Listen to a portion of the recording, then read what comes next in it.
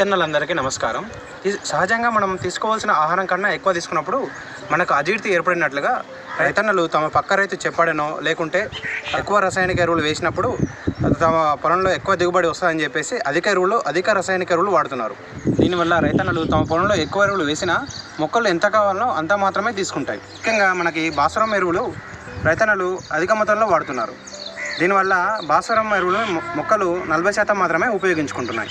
మిగతా భాస్వరం ఎరువు మొక్కలకు అన్నం రూపంలో మారి కరడుగట్టిన రూపంలో భూమిలోనే ఉండిపోతుంది.